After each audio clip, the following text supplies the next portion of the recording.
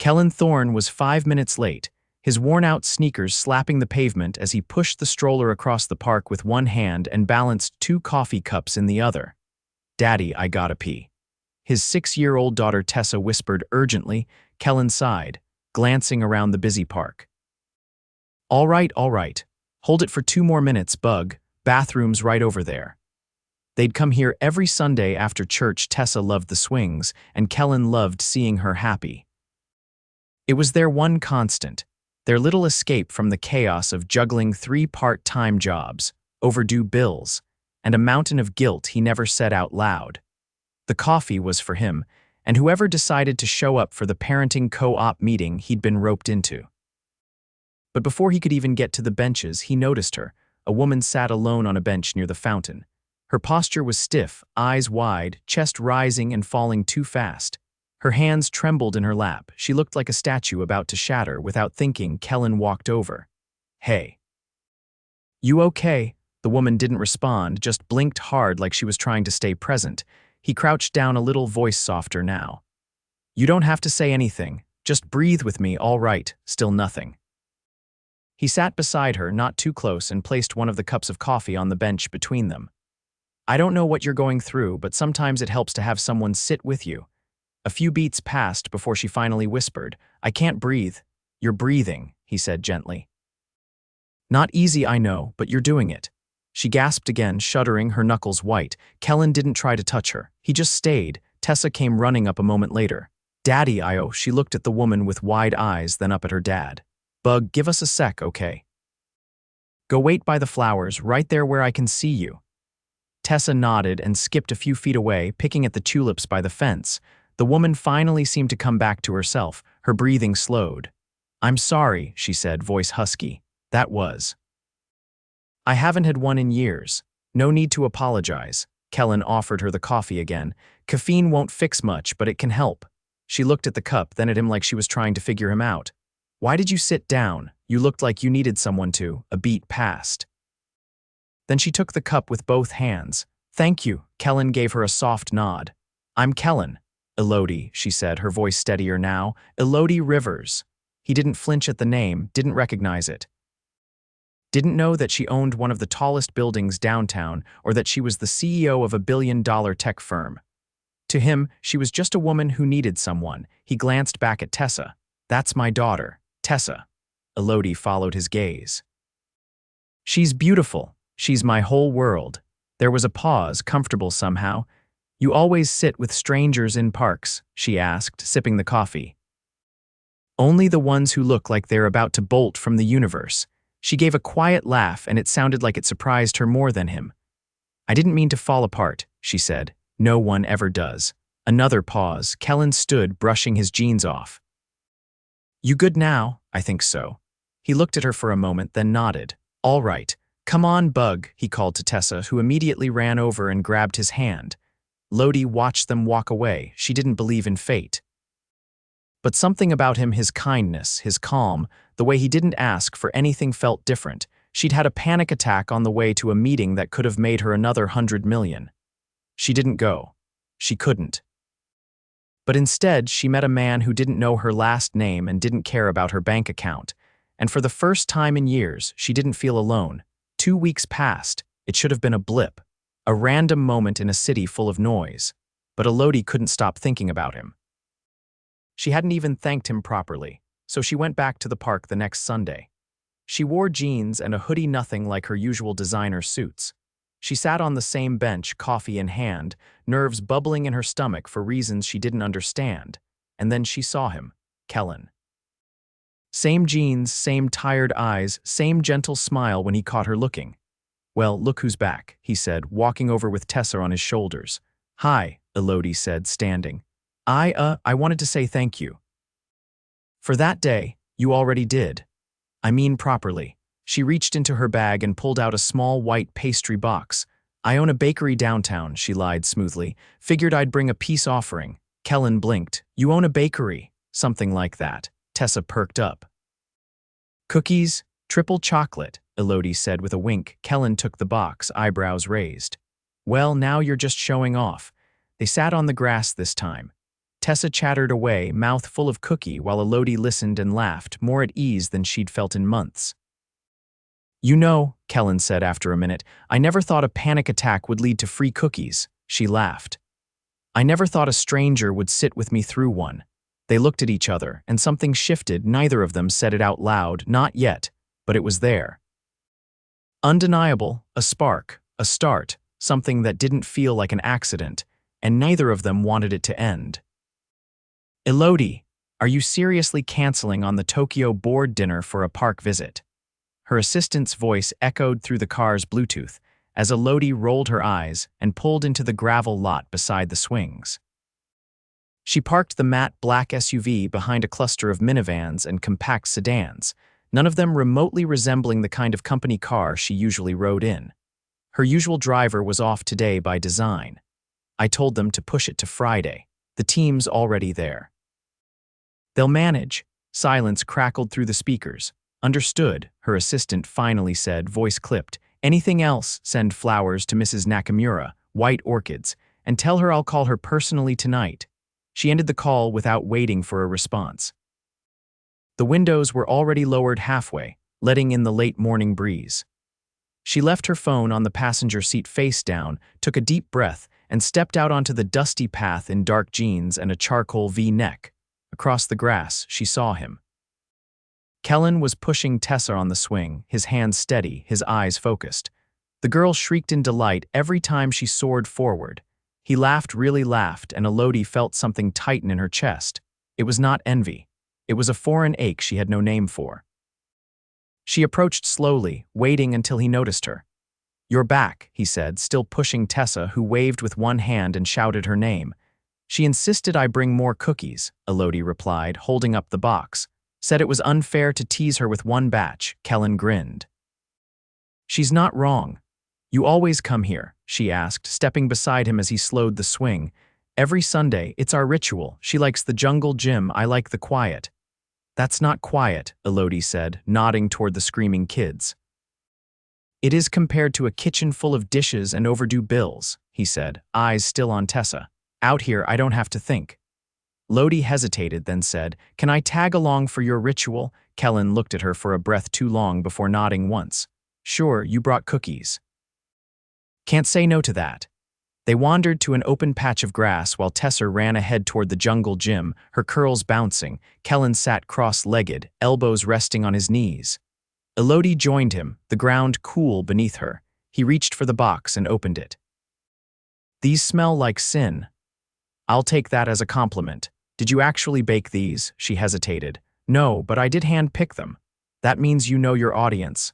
They both bit into the cookies, chewing in content silence for a moment. Kellan tilted his head, studying her.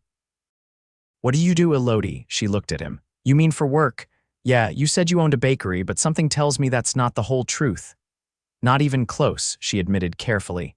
"I run a company." "What kind?" "Tech development, software mostly." He raised an eyebrow. "You write code?" "I used to, not anymore." "So you manage the people who do?" "Something like that." Kellan let out a low whistle. "And yet you still find time to hand-select cookies for strangers in parks. Only the ones who save me from myself." He didn't answer right away. Instead, he broke off another piece of cookie and tossed it to a passing pigeon. After a beat, he asked, "You always have panic attacks?" Her fingers curled slightly in the grass. "Not for a long time, but it's been building." "What's the trigger?" She looked down. "Pressure, expectations." "Feeling like I have to be perfect every second." "You don't. You don't know my world." "No," he said, "but I know people. And no one's meant to carry everything alone." She glanced at him. His profile was strong jaw dusted with stubble, eyes watching his daughter with quiet focus. "I used to think that too," she said. "Before I started building something that couldn't afford cracks." He turned to her.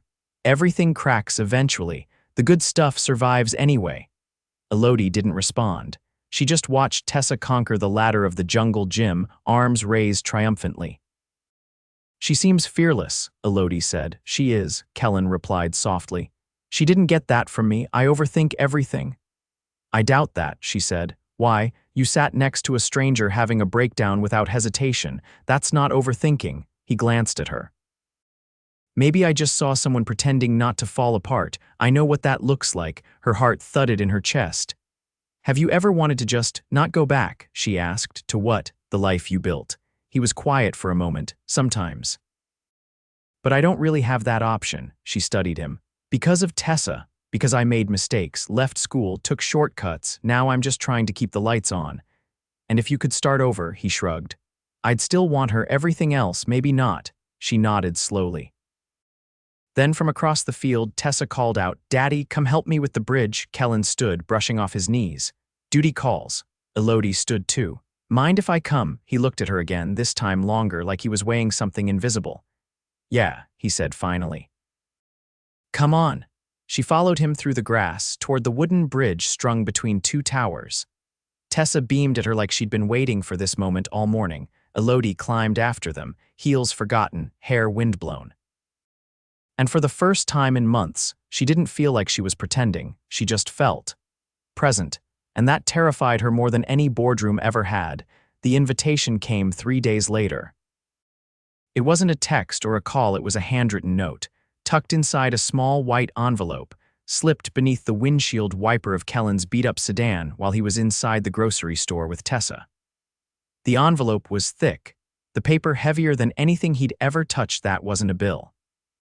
His name was written in looping cursive on the front. Inside, the note read, Dinner, Friday, 7, no pressure, just company. Elodie underneath was an address in Pacific Heights. He read it twice, then checked the back of the note like it might offer additional instructions or clarity.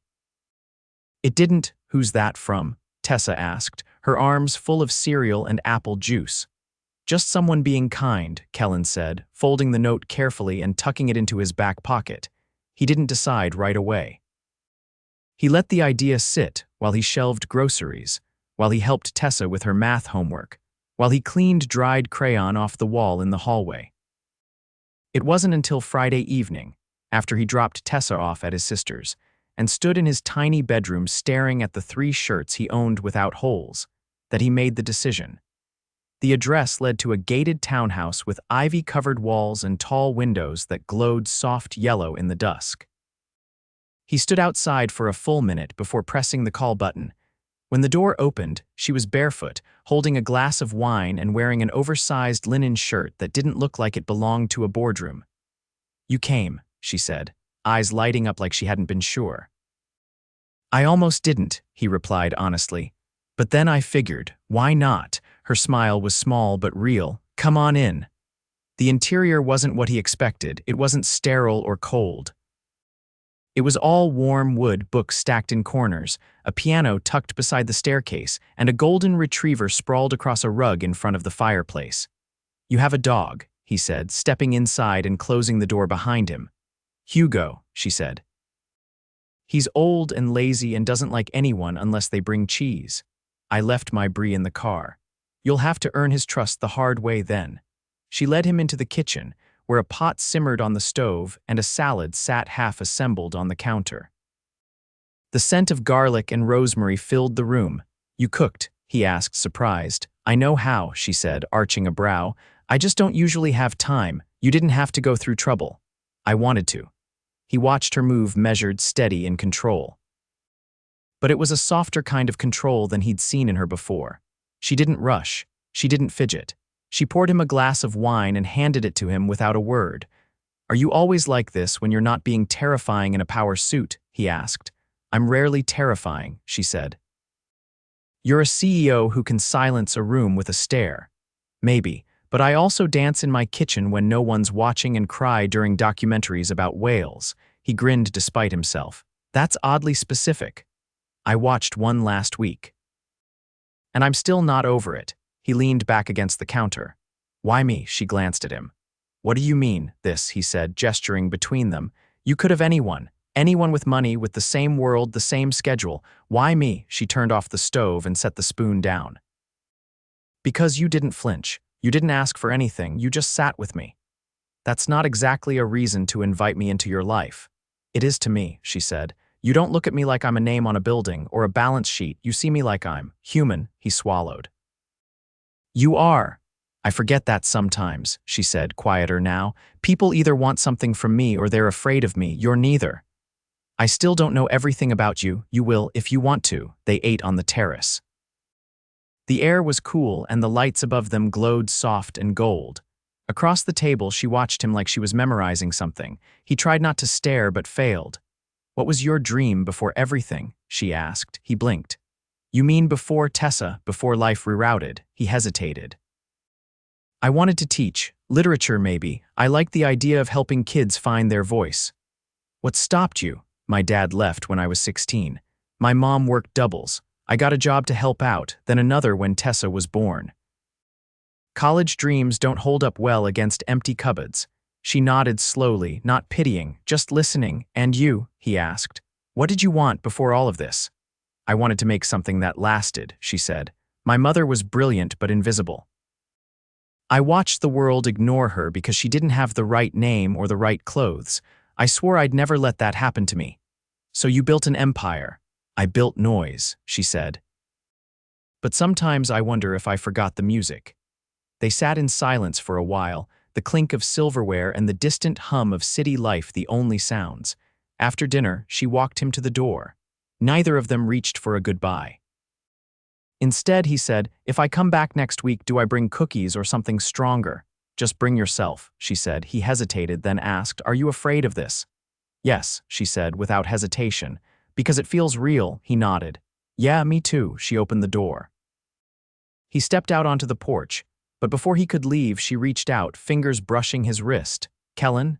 Yeah, next time I want to meet her. Tessa, he smiled, slow and sure. Then you better bake something, he said. She's tougher than me.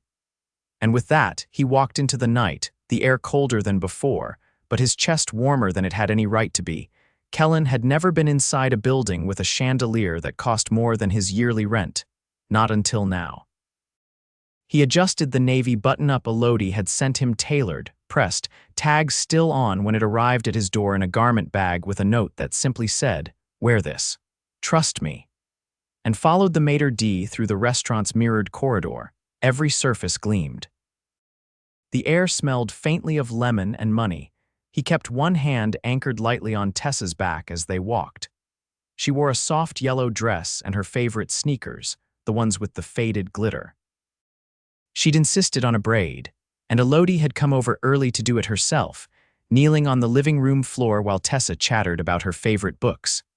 Now, they were walking toward a private dining room at the back, candles flickering on the long table, crystal glasses already poured. Elodie stood when she saw them, her expression open in a way that didn't match the sharp lines of her black jumpsuit. Hi, she said, crouching as they approached. You must be Tessa. You made my braid stay, Tessa said, narrowing her eyes with curiosity. That means you're good at hair. Most grown-ups suck, Elodie grinned. I take that as a high compliment. Kellan watched as they exchanged a look, Tessa's eyes bright, Elodie's full of quiet delight. It was the first time someone had met his daughter and not treated her like a side note, and it hit harder than he expected. I told her she could order anything, Elodie said as they sat, even if it's just fries. Tessa looked around at the crystal, the polished silverware. Do they have mac and cheese here? They do now, Elodie said, already signaling a waiter. The meal unfolded slowly. Tessa took to Elodie like she'd known her for years, asking questions about her dog, her favorite animals, whether she liked roller coasters. Kellan mostly listened, answering when asked, watching the way Elodie leaned in every time Tessa spoke. Later, when dessert arrived, chocolate mousse for Tessa, espresso for the adults, Kellan leaned closer. She really likes you. I really like her. She doesn't usually warm up this fast. She's smart, Elodie said. Kids see through nonsense better than adults do. He studied her in the candlelight. You're not what I expected, she tilted her head. What did you expect? Someone who lives in a place like this, he said, gesturing around them. Someone polished, untouchable. I used to be like that.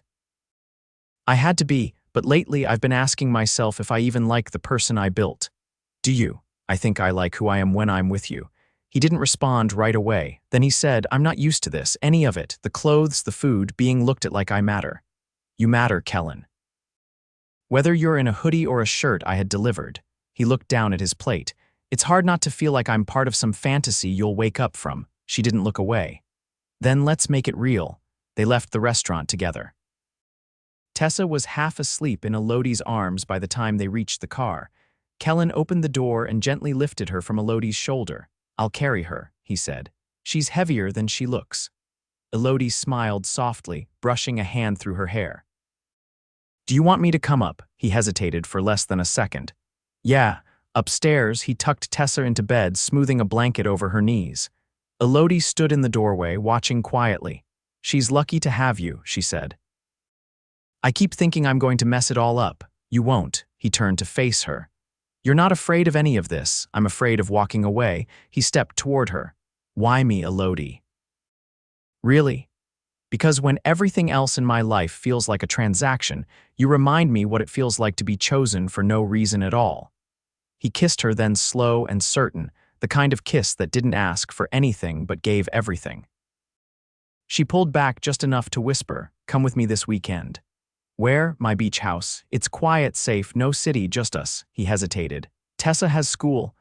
"I'll send a tutor, just for Monday, one day." He stared at her. "You're serious?" "I've never been more." 3 days later, they stood on the deck of a house that overlooked the ocean. Wind tangled Elodie's hair. Tessa ran barefoot in the sand below. Kellan leaned on the railing beside her. "Do you ever think," he said, "that maybe some people are meant to find each other at the wrong time so they can be the right thing later?" She looked at him, eyes shining. "I think we found each other exactly when we needed to." He reached into his pocket and pulled something out. A small shell Tessa had handed him, polished smooth by the tide. He placed it in Elodie's palm. "Then let's not lose this." She closed her fingers around it. "We won't." 6 months later, the wedding was small, just family. Tessa was the flower girl. Hugo wore a tuxedo bandana and barked once during the vows. No media, no press, just a quiet promise exchanged beneath a canopy of lights in a garden that smelled like lavender and new beginnings. And when Kellan looked at Elodie, walked toward her as music swelled, he didn't see a CEO. He saw the woman who once lost her breath on a park bench and found it again in the hand of a stranger who didn't know her name. And this time, she wasn't alone. The wind carried the scent of salt into the open windows as the morning sun filtered across the pale wood floors of the house overlooking the sea. Elodie stood by the stove, barefoot, whisking eggs in a ceramic bowl while the kettle hissed beside her. Her hair was loose, brushing the tops of her shoulders, her silk robe tied haphazardly at the waist. Kellan walked in, freshly showered, tugging on a gray t-shirt. He paused when he saw her. "Didn't realize I married a woman who makes breakfast." "I didn't realize I married a man who sleeps through the kettle screaming," she replied, not turning around. "We're still getting to know each other." He walked over and kissed the top of her shoulder before reaching for 2 mugs. "Where's Tessa?" "In the backyard, drawing seashells and talking to Hugo like he's a person. He probably answers her more than most adults would." Elodie poured the eggs into the skillet. "Do you ever think it's strange how fast this all happened?" "I think it's strange how long it took me to find something that felt this right." She turned slightly, her expression softer than the morning light. "We're really doing this, aren't we?" "We already did." He handed her one of the mugs. "And I'm not going anywhere." They ate together at the small kitchen table, sunlight warming their plates. Outside, Tessa's laughter rang out above the waves. Later that afternoon, Elodie sat in her home office, flipping through documents. Not business papers, those were locked away. These were sketches, color palettes, and notes scribbled in her own handwriting. Kellan entered without knocking, a paper in his hand. "What's this?" he asked, placing it on the desk. "A drawing Tessa made," she said, glancing at it. "She said it's our house, but she gave it a candy roof and a rocket launcher. She said if anyone tried to make you go back to the city, the house could fly away." Elodie laughed, genuine and full. "She's more protective than I thought. She's watching how happy you are here. She doesn't want that to change." A silence stretched between them, not uncomfortable but thoughtful. "I've been thinking," she said, tapping her pen, "about what I want to create now, not for investors, not for shareholders, for me. I'm listening." She turned the sketchbook toward him. "A foundation for girls in tech, real funding, mentorship access, not just PR fluff." I want to build something that outlives me, but that starts with what I've learned, not what I was pressured to be. Kellan took a moment before replying. You're not walking away from what you built. You're evolving it. I don't want to be a machine anymore. I want to feel things, build things that matter, he nodded. Then do it. And if you want someone to help write the mission statement, I'm a decent editor. She smiled. You're more than that. Outside, Tessa called their names, her voice catching on the wind. They stepped out onto the deck to find her holding a stack of painted stones arranged into a heart on the sand. It's our family rock, she yelled. I made it for us. Elodie leaned into Kellan's side. She's everything. She's us. That evening, they walked the shoreline as the sky turned lavender. Tessa ran ahead, collecting shells, while Hugo trotted loyally beside her. Elodie and Kellan strolled hand in hand, their feet sinking into the cool sand. I've been thinking about something, he said. Please don't tell me you want to buy a boat, he laughed. No, but I've been offered a teaching fellowship, small local program, high school lit 3 days a week. She stopped walking and turned to him. That's what you wanted. Yeah. And now I can take it, because I'm not just surviving anymore. She reached up and touched his cheek. Take it, I'll drive you myself if I have to. He kissed her slow and deep, the kind of kiss that tasted like promises already kept. Weeks passed, the house filled with small rituals. Sunday pancakes, music drifting from the record player. Tessa's drawings taped to the fridge, a rhythm built around love, not obligation. Elodie launched the foundation quietly, without a press release. She chose 10 young women for the first year, each one with a story that reminded her of who she used to be and who she never wanted to be again. Kellan stood beside her at the first retreat, his hand entwined with hers as she welcomed the girls. He didn't speak much, but when he did, every word landed. That night they sat beneath the stars.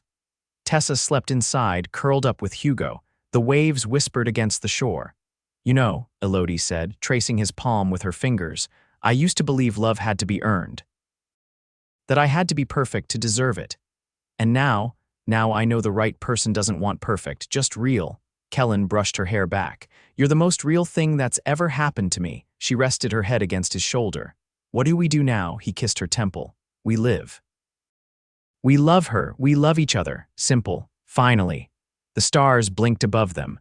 The ocean stretched out endlessly, but for the first time, neither of them felt small. They felt infinite. And in that house by the sea, with a child's laughter in the air and their hands always reaching for each other, they built a life not of glass towers or bank accounts, but of late-night whispers, soft mornings, and a kind of love that asked for nothing more than to be seen, to be held, to be home. Forever.